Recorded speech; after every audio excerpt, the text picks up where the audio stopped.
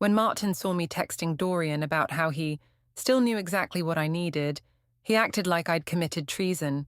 I told him it was just a harmless joke between old friends, but apparently reminding my ex that he was better in bed than my husband makes me the villain here. The whole thing started because Martin can't respect boundaries. I was taking a shower after my shift at Brennan's grocery when he decided to go through my phone.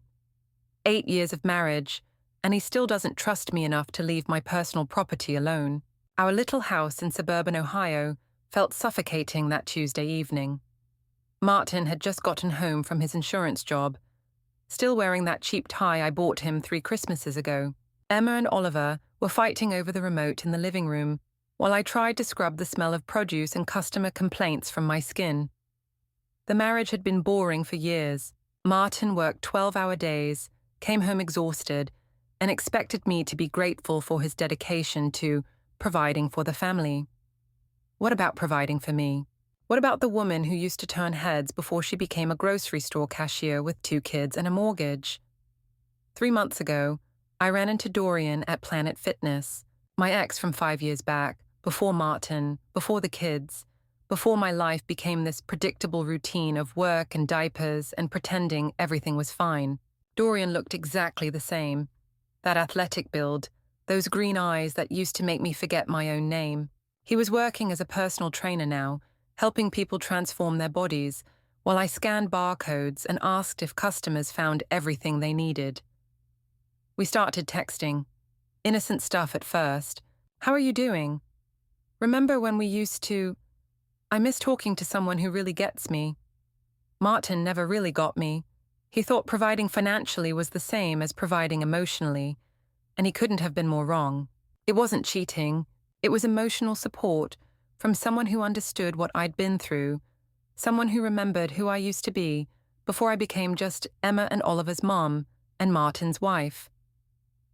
Everyone needs that connection, that reminder that they're still desirable, still worth someone's attention, but Martin didn't see it that way.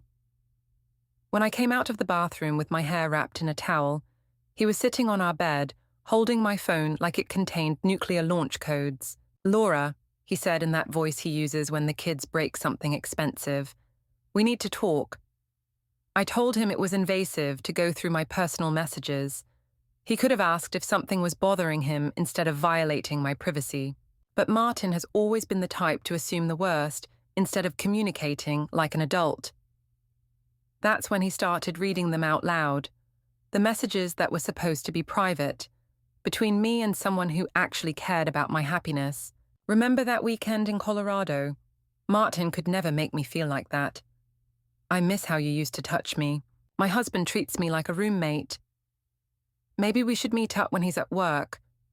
He read each one like he was presenting evidence in court, his voice getting quieter and more hurt with every word. I tried to explain that they were just venting, just nostalgia between old friends, but he wouldn't listen. "Laura, how long has this been going on?" I told him he was overreacting to some silly texts. People need outlets, need someone to confide in when their marriages get stale. If he'd been paying attention to my needs instead of working all the time, maybe I wouldn't have needed to seek understanding elsewhere. That's when he mentioned the flowers, the coffee deliveries. How did he know about those? Dorian had been sweet, sending little gifts to the store to brighten my day. It wasn't about the money. It was about having someone think I was worth the gesture. When was the last time Martin sent me flowers? When was the last time he did anything romantic, without it being a birthday or anniversary? "You're embarrassing the children," I told him, as Emma and Oliver started getting quiet in the living room, sensing the tension through the walls. "This is between us." But Martin was already reaching for his phone, calling his sister Rebecca. Of course he'd run to his family instead of trying to work things out with his wife. The Ashworths always thought they were better than me, always acted like Martin had married beneath him. Rebecca arrived with her husband within an hour, their kids in tow like they were planning some kind of intervention. When I saw them whispering in the driveway, I knew this was about to become everyone's business instead of staying between Martin and me where it belonged. But what they didn't understand was that I'd been suffocating in this marriage for years, slowly disappearing into the role of dutiful wife and mother, while the real me withered away like a plant in a dark room. The living room felt like a courtroom with Rebecca playing prosecutor. She sat across from me on the couch we'd bought when Oliver was born, her judgmental eyes scanning me like I was some criminal, instead of her sister-in-law, who'd been part of this family for 8 years. "How could you do this to Martin and the kids?" she demanded, like she had any right to judge my marriage. I tried to explain that she didn't know what went on behind closed doors, didn't understand the loneliness of being married to someone who thought love meant paying bills and mowing the lawn. Rebecca had always been jealous of me anyway, probably because her own husband was going bald and gained 30 pounds after their wedding. That's when Martin's mother, Helen, arrived. She didn't even knock, just walked through the front door like she still lived here, her disapproval radiating from every line in her face. Helen had never liked me, not since the day Martin brought me home and introduced me as his girlfriend. Too young, too impulsive, too different from the nice church girl she'd imagined for her precious son. "I knew this would happen eventually," she said, settling into Martin's recliner like she was holding court. I could see it in her eyes from the beginning. The revelation came when Emma, my sweet 6-year-old, looked up from her coloring book and asked, "Mommy, why does Uncle Dorian send you flowers at work?" The room went silent. Even Oliver stopped playing with his blocks to stare at the adults who'd suddenly forgotten how to speak. Martin's face crumpled like someone had punched him in the stomach. I tried to explain that Dorian was just being nice, that friends sometimes send each other little gifts, but Helen was already shaking her head, like I'd confirmed her worst suspicions about my character. "He's been calling the house," Martin said quietly. "When I'm at work, I check the phone records." That's when I called my mother. If Martin's family was going to gang up on me, I deserved support from my own side. Patricia Vance had always understood that her daughter needed more than what Ohio suburbia could offer, had always made excuses when I made choices other people couldn't understand. "Laura just needs attention," my mother said when she arrived 40 minutes later, her voice taking on that defensive tone she'd used throughout my childhood when teachers or neighbors complained about my behavior. Boys don't understand how complicated women's emotional needs are. But then my brother Thomas showed up, still wearing his lawyer suit from the office in downtown Columbus. Thomas had always been the successful one, the one who made responsible choices and never caused family drama. The disappointment in his eyes hit harder than all of Helen's accusations combined. "Laura, what the hell are you doing?" he asked, and I knew I'd lost even my own family's support. That's when Martin dropped the bomb that changed everything. He'd been recording our conversations for weeks, collecting evidence like he was building a case against me instead of trying to save our marriage. I couldn't believe he'd violated my privacy like that, treating me like some criminal instead of the mother of his children. But what he played next made everyone in the room gasp, and I realized maybe my private thoughts hadn't been as private as I'd believed. The audio quality was crystal clear. Martin had been using some app on his phone, probably something he'd researched during his lunch breaks at the insurance office, while I was at home thinking we were just going through a rough patch like every married couple does. My own voice filled the living room, intimate and honest in a way I'd only been with Dorian. "I wish I'd never married Martin. I was too young, didn't know what I was giving up." Emma looked up from her coloring, confused by hearing Mummy's voice coming from Daddy's phone. Oliver abandoned his blocks entirely, sensing the shift in the room's energy even though he couldn't understand the words. The recording continued, my voice admitting things I'd only said in my most frustrated moments. When Dorian would call during his lunch break, and I'd vent about feeling trapped, about wondering what my life would have been like if I'd made different choices. The kids were a mistake. I love them, but I was too young to understand what motherhood really meant. Helen gasped like I'd slapped her. Rebecca grabbed her husband's arm, her mouth falling open in horror. Even my own mother looked shocked, her usual excuses dying on her lips as she heard her daughter's unfiltered thoughts about the grandchildren she'd been bragging about to her church friends. But the worst part was still coming. Martin fast-forwarded to a conversation from last week, when I'd been feeling particularly suffocated after Oliver had a tantrum at the grocery store, and I'd gotten home to find Martin's dirty dishes still in the sink. "I've been taking sick days to meet him for lunch," my recorded voice admitted. "Just coffee, just talking." but it feels like being alive again. Like remembering who I used to be before all this. The room erupted. Helen demanded I leave the house immediately, her traditional values offended beyond repair. Rebecca started crying, probably thinking about how this would affect her own children, who called me Aunt Laura and had sleepovers at our house. I tried to defend myself, to explain that everyone was taking things out of context, but they wouldn't listen. So I decided to tell them the truth they clearly couldn't handle. Fine. If you want honesty, here it is. Dorian makes me feel alive again. He remembers who I was before I became the suburban wife who lives for everyone else's needs but her own. Rebecca stood up like she was going to leave. Choose your family or choose him, Laura. Right now.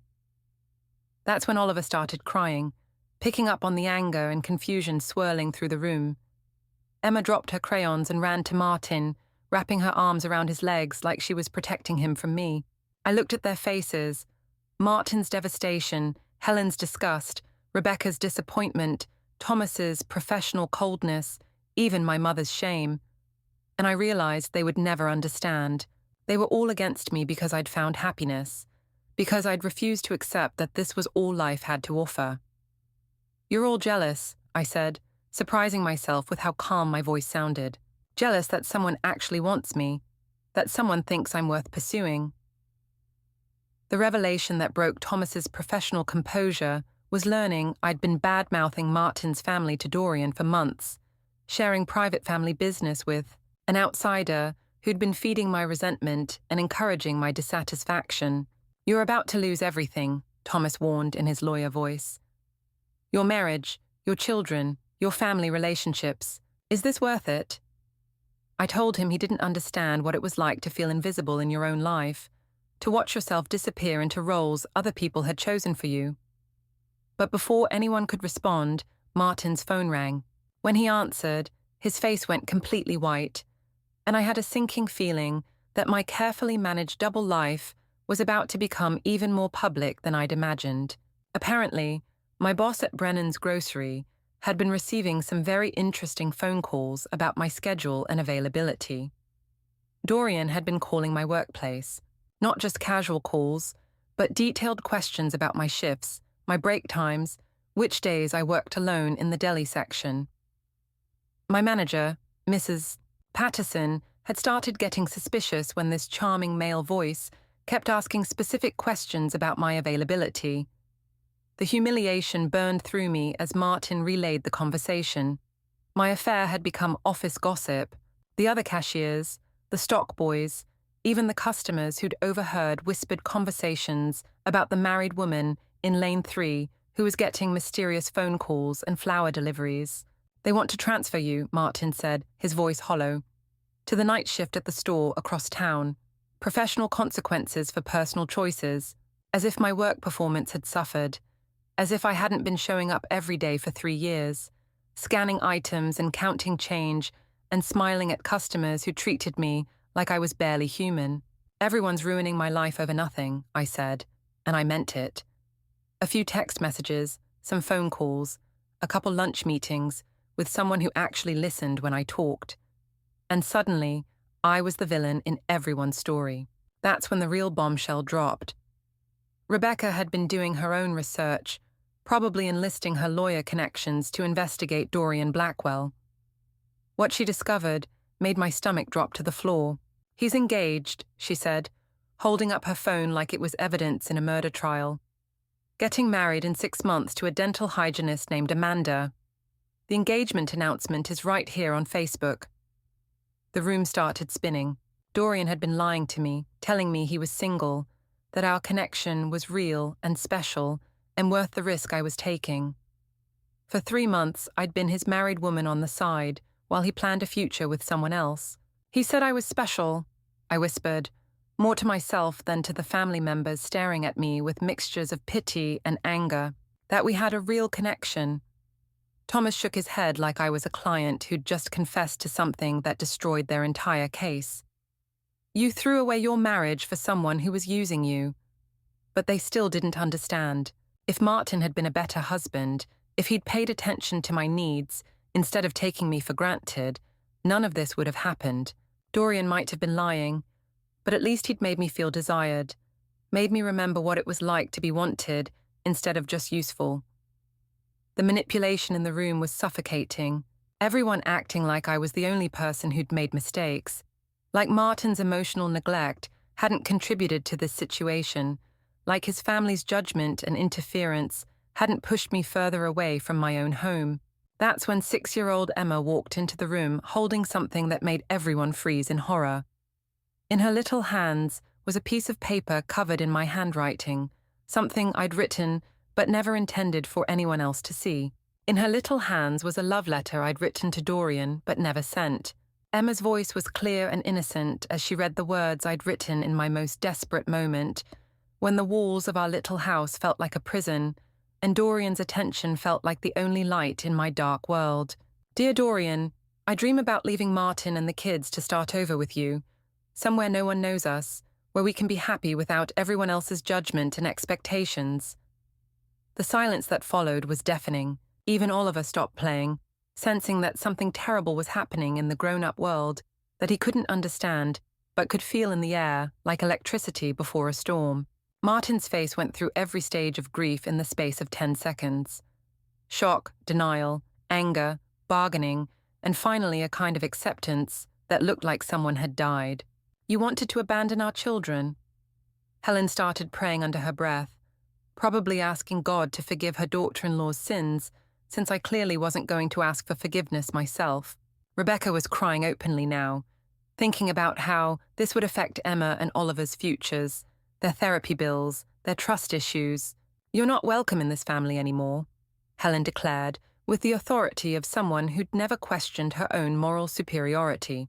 I looked at their faces and realized I was outnumbered by people who would never understand what it meant to feel suffocated by their own life. So I decided to stop pretending to be sorry for wanting happiness. You're all just jealous that someone actually wants me, I said, and I meant every word. Jealous that I found someone who sees me as more than just a wife and mother and grocery store cashier. That's when the nuclear option came out of my mouth, the truth I'd been holding back because some part of me had still been hoping to salvage something from this disaster. I've been planning to leave for months, not just for Dorian, but because this life is killing me slowly. This house, this routine, this family that treats me like I should be grateful for the privilege of disappearing into their expectations. Thomas looked at me like I was a stranger. You're not my sister anymore. Even my enabling mother turned away, finally reaching the limit of what she could excuse or explain away. Patricia Vance, who'd spent 32 years making excuses for my choices, couldn't find words to defend abandoning grandchildren for a man who'd been lying about his engagement. Emma ran crying to her father, probably understanding more than any 6-year-old should about the adult drama that was tearing her world apart. Oliver followed his sister, seeking comfort from the parent who wasn't threatening to disappear from their lives. Martin stood up slowly, like an old man instead of the 34-year-old who used to make me laugh before we got buried under mortgages and grocery bills and the daily grind of pretending everything was fine. Then he said the 4 words that changed everything: pack your bags. Now, as I stood on the sidewalk watching Martin drag my suitcase to the street, I realized maybe I'd miscalculated the situation. The engagement ring Dorian had hidden from me, the family support I'd lost, the job transfer that would make everything more difficult. None of it had been part of my plan when I'd started texting my ex-boyfriend 3 months ago.